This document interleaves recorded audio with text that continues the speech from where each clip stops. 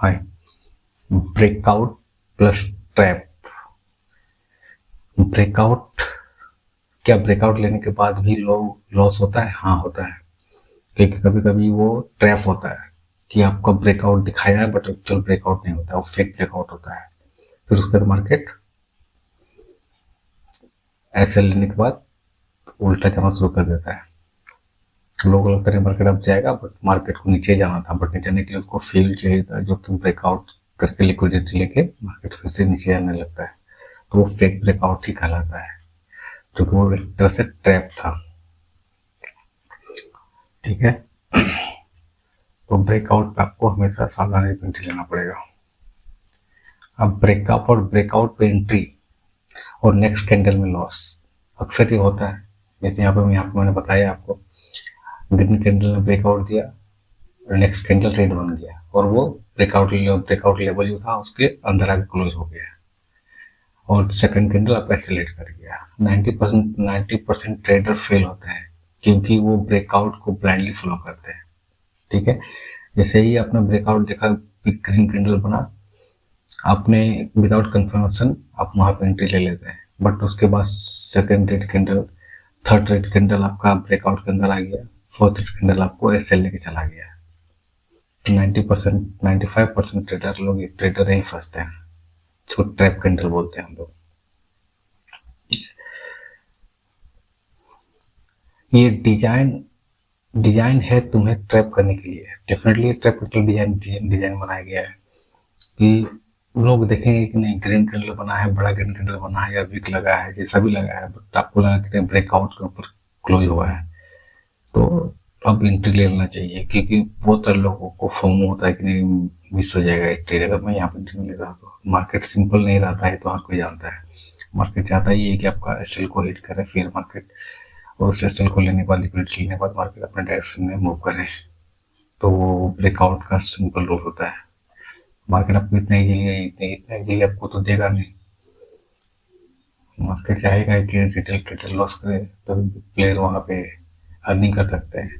तो ब्रेकआउट सबसे बेस्ट तरीका है। फिर ब्रेकआउट पे रिटेल ट्रेडर को फंसाओ। ये वो मूव है जहां मार्केट झूठा ब्रेकआउट देता है। ठीक है, आपको लगा कि फेक ब्रेकआउट कैसे पहचाने, फिर देखिए जैसे मैंने बताया, यहाँ पर ऊपर रेजिस्टेंस है, मार्केट हाई बनाया, फिर नीचे आया, फिर हल्का सा ब्रेकआउट दिया। आपको लगा कि नहीं मार्केट वहां पे सस्टेन करेगा, और मार्केट वहां पे सस्टेन नहीं किया, तो कैंसिल बना और फिर नीचे आ गया। ब्रेकआउट दिखते ही सब बाय करते हैं, ये तो साइकोलॉजिकल गेम है ये। ठीक है, आपको ऐसा लगता होगा कि नहीं ब्रेकआउट पे एंट्री लेना सही रहता है, बट एक दो कैंडल आपको ब्रेकआउट लेवल को बस सस्टेन करेगा, एक दो कैंडल के बाद फिर वो जैसे लगे कि हाँ लोगों ने अपना यहाँ पे बाय किया हुआ है, एसएल से अपने नीचे रखा होगा, बस उसको दो तीन कैंडल के बाद मार्केट फिर ब्रेकआउट लेवल के नीचे आके जितने भी एसएल है सबको लेते हुए मार्केट नीचे से नीचे मूव करना शुरू कर देता है। ये कॉमन स्टेप होता है रिटेल माइंडसेट का। जो भी रिटेल माइंडसेट ट्रेडर होते हैं उनका यही माइंडसेट होता है कि नहीं ब्रेकआउट हो गया मतलब अब हमको एंट्री करना है। तो इस माइंडसेट से बचना ही पड़ेगा आपको, तभी आप मार्केट में सर्वाइव कर पाओगे, अदरवाइज फिर आप हमेशा लॉस ही करोगे। तो ब्रेकआउट स्टडी को समझना सबसे इम्पोर्टेंट है।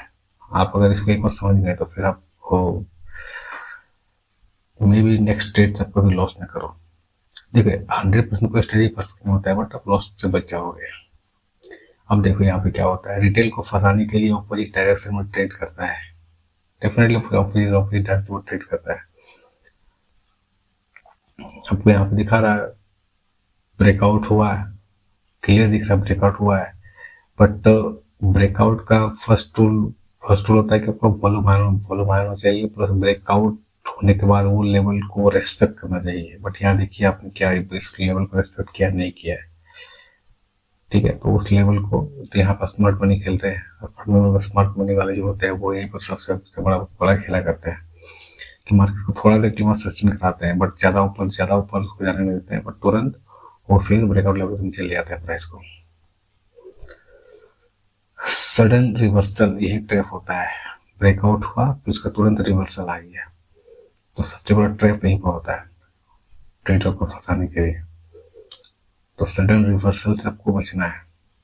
अब जितना सडन सडन रिवर्सल नहीं होता है, पहले ब्रेकआउट देगा फिर उसके बाद सडनली आपको दिखाएगा कि हाँ हाँ आप रियल ब्रेकआउट हो गया है, बट उसके बाद सडनली एक दो सब एक या दो ब्रेक ऐसा रेट कैंडल बना देगा कि मार्केट रिवर्स कर देता है। ठीक है, तो आपको इस सडन रिवर्सल से बचना है।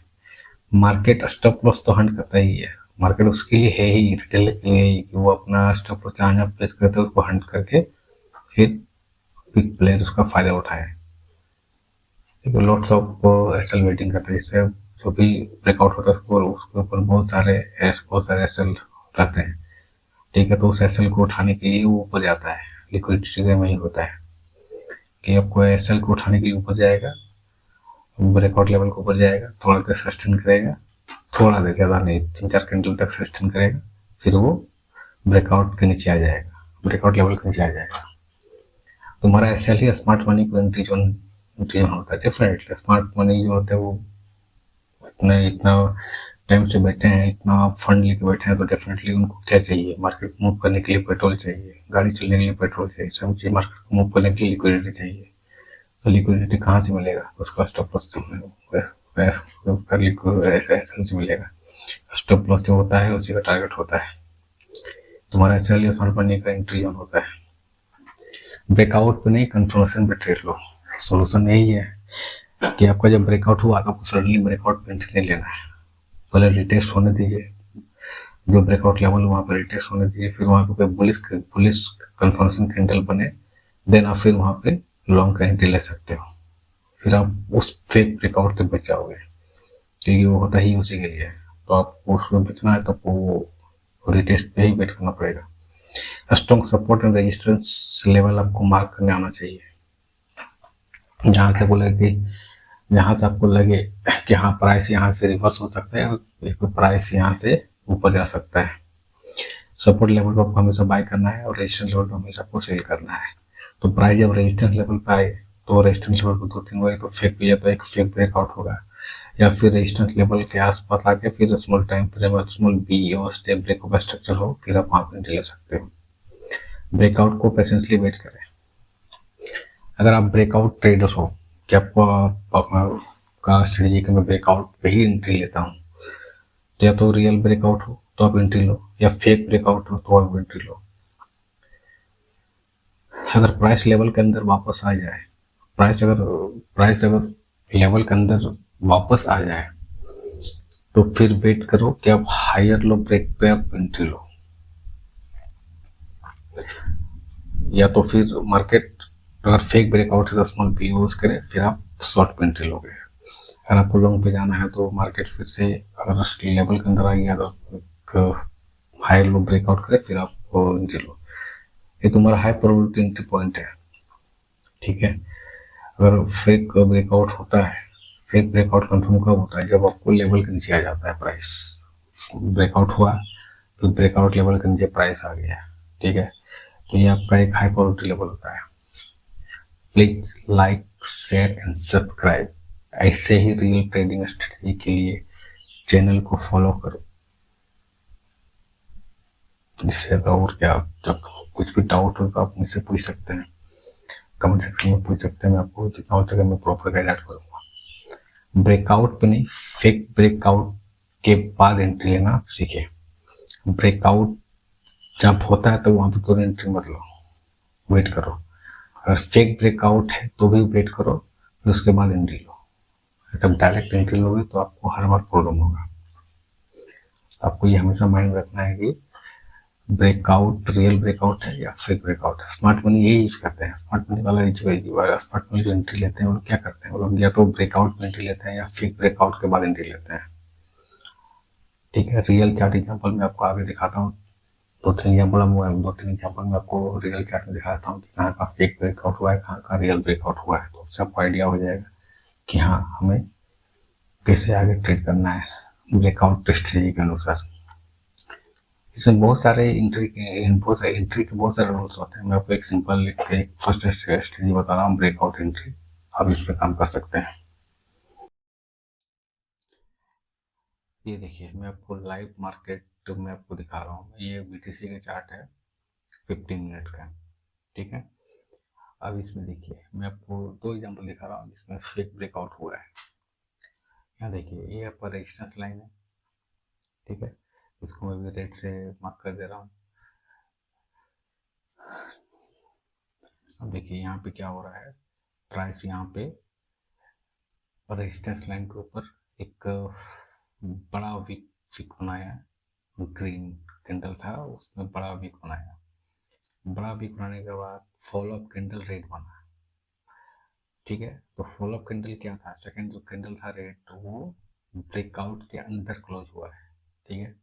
तो ब्रेकआउट के अंदर क्लोज है मतलब एक तो जो ग्रीन कैंडल था उसमें बड़ा लॉन्ग वीक बनाया, फिर आपको second candle red green sorry red candle जो क्लोज हुआ वो ब्रेकआउट लेवल के अंदर क्लोज हुआ, मतलब ये फेक ब्रेकआउट था। इससे आपको आइडिया हो जाना चाहिए। तो फिर आप यहाँ पे आप एंट्री ले सकते थे थर्ड कैंडल के ओपनिंग पे। थर्ड कैंडल को ओपनिंग को एंट्री लेते तो आपका रिस्क रिवॉर्ड रेशियो भी आपका अच्छा बनता है। प्लस आपका टारगेट जो है वो टारगेट है वो आपका फर्स्ट लेवल जो है यहाँ पे जो नीचे बना है वहाँ पे आपको टारगेट फर्स्ट टारगेट आपका आ जाता है इजीली 1:1 का आपको रेशियो मिल जाता है। फिर आप यहाँ पे ये एक एग्जाम्पल है, ठीक है। आगे भी देखते हैं, आगे भी आपको आइडिया हो जाएगा। देखिए ये जो फर्स्ट कैंडल आपको दिखा रहा हूँ मैं, ये आपका फेक ब्रेकआउट है, मतलब लॉन्ग वीक है। और सेकंड रेड कैंडल बना है, ठीक है। तो जो आपका ब्रेकआउट लेवल के नीचे क्लोज हुआ है। तो रेड कैंडल जो होता है या फर्स्ट सेकंड थर्ड जो भी थर्ड या फोर्थ कैंडल आपका ब्रेकआउट कैंडल का ब्रेकआउट लेवल के नीचे अगर क्लोज है तो फिर आप समझ फेक ब्रेकआउट है।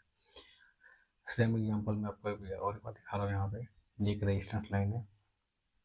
अब देखिए यहाँ पे क्या हुआ है, first candle green, second candle green, third candle green, fourth candle green, fifth candle green.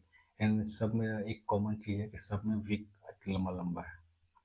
और फिर उसके बाद सिक्स कैंडल रेड, फिर रेड, फिर रेड। एट कैंडल जो है वो आपको ब्रेकआउट लेवल के अंदर क्लोज हुआ है, एट कैंडल, ठीक है। तो आप एट कैंडल के बाद आप एंट्री ले सकते थे शॉर्ट पे, ठीक है। और एसएल आपका उसके ऊपर आता है। देखिए टारगेट टारगेट कितना नीचे गया है, ठीक है। टारगेट इस लेवल के नीचे गया है, जिस लेवल के पास गया है। तो ये देखिए ब्रेकआउट पे एंट्री लेना सबसे सेफ होता है, ठीक है। अगर आपका रियल ब्रेकआउट है तो भी आप एंट्री लोगे तो आपको अच्छा खासा प्रॉफिट मिलेगा। अगर आप फेक ब्रेकआउट को पहचानने सीख गए और वहां पे एंट्री लेते हो तो आपको वहां पे भी अच्छा खासा प्रॉफिट होगा।